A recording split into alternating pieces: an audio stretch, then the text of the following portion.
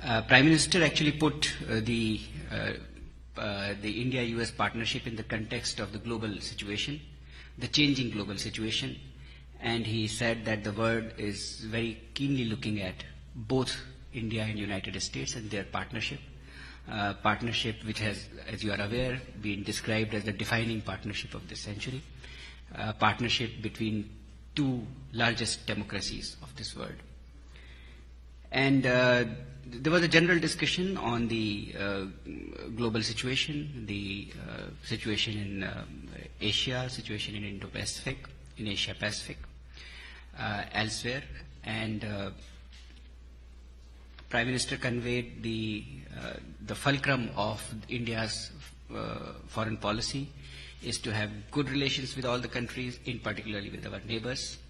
And he mentioned, which he has mentioned earlier also, that we wish all our neighbors, all the countries around us to grow just as India is growing, and share our prosperity, share our experience with everyone, which we have said earlier also, that Sabka Saath, Sabka Vikas for this government is not merely only for India, but for the rest of the world.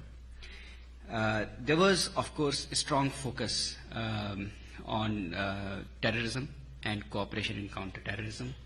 As I mentioned, specific details are normally not touched upon in such meetings, but it was very clear that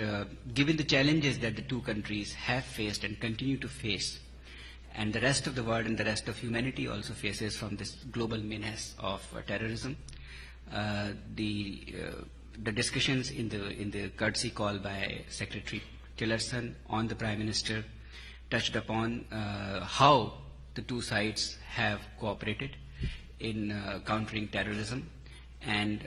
where the broad direction in which they can develop this cooperation further.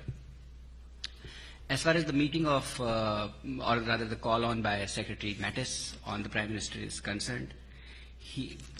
Secretary Mattis began by referring to the Prime Minister's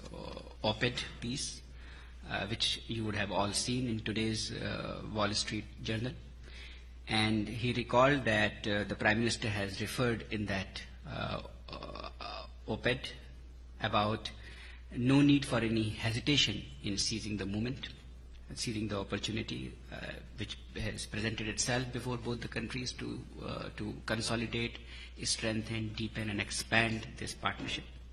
building upon the strong structure that we already have, and take it on an upward trajectory. Again,